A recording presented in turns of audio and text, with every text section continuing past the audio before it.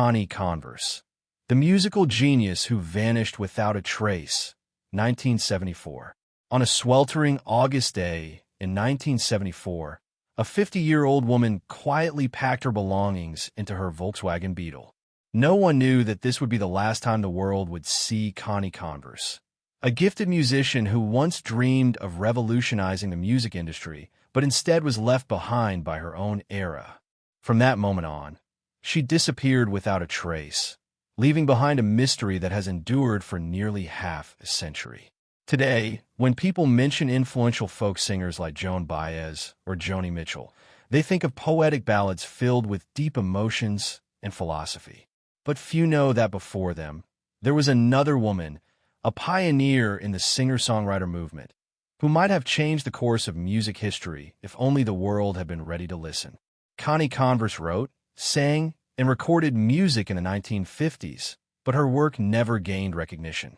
Her story remains one of the silent tragedies of the music world, a talent that was never appreciated, a dream that withered before it had the chance to bloom. Elizabeth Eaton Connie Converse was born on August 3, 1924, in Laconia, New Hampshire. Raised in a strict Baptist family, she grew up in an environment where music was never a priority. Yet, from an early age, Connie displayed a sharp intellect and a deeply artistic soul. She was a brilliant student, earning a full scholarship to Mount Holyoke College. However, instead of following a traditional academic path, she dropped out to pursue her passion for music, an incredibly bold decision for a woman in the 1940s. In the early 1950s, Connie moved to New York City, carrying nothing but a guitar and a heart full of dreams. At the time, New York was a thriving hub for artists and musicians, a place where poets, painters, and songwriters gathered to make a name for themselves. But the city was also unforgiving, especially for those whose music didn't fit the commercial mold. Connie's songs were deeply personal, introspective, and ahead of their time, far removed from the mainstream pop music dominating the airwaves. She sang about loneliness, lost dreams, and the struggles of modern life, but sadly, few people. She struggled to find an audience, performing in small bars and recording her music on cassette tapes, hoping to catch the attention of record labels. But time after time, she was rejected. Her one and only television appearance came in 1954 when she performed on The Morning Show with Walter Cronkite. But even that moment of exposure failed to bring her the recognition she deserved. Her music faded into obscurity, and so did Connie herself, sinking further into disappointment and despair. After spending more than a decade struggling as a musician in New York, Connie decided to leave the city in the early 1960s. She moved to Ann Arbor, Michigan, seeking a quieter life. She gave up on music entirely, taking a job as an editor for a political science journal. But even in her new life, a lingering sadness haunted her. Friends and colleagues described Connie as intelligent but deeply melancholic, often feeling trapped in a world that didn't understand her. By the early 1970s, her mental health was deteriorating. She drank heavily, lost motivation, and became more withdrawn. Then in August 1974, something shifted.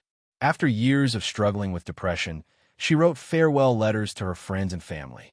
In them, she expressed a desire to start over somewhere else. No one knew exactly what was on Connie's mind at that moment, but the letters carried a deep sense of finality. And then, on an unknown August day in 1974, she packed her belongings, got into her Volkswagen Beetle, and drove away. She was never seen again. When Connie disappeared, her family didn't immediately report her missing. They assumed she had gone on a trip or was trying to find herself somewhere new. But after several months with no word, they began to worry. Private investigators were hired, but they found nothing. Automobile her car was never located.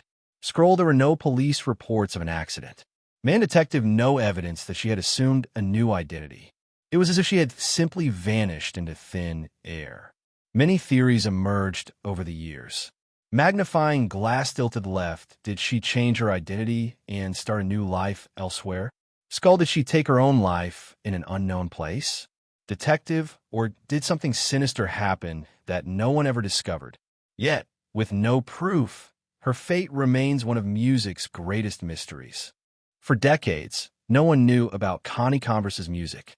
Then, in 2004, a radio producer named Gene Deitch came across some of her old recordings. Intrigued, he played them on air, and suddenly, her songs touched the hearts of thousands of listeners. Musical Notes in 2009, her first ever album, How Sad, How Lovely, was released, bringing her long-lost music to the world. Guitar, her melancholic yet beautiful lyrics captured audiences, and Connie Converse, once forgotten, was now being recognized as one of the first true singer-songwriters of her time. Open Book in 2023, the book to anyone who ever asks. The life, music, and mystery of Connie Converse was published, providing a deeper insight into her tragic life and disappearance. But Connie herself was never found.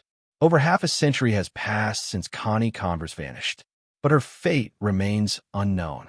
Automobile, where did she go? Scroll, what happened after she left Ann Arbor? Magnifying glass tilted left, did she find peace? Or was her story cut short by a tragic end?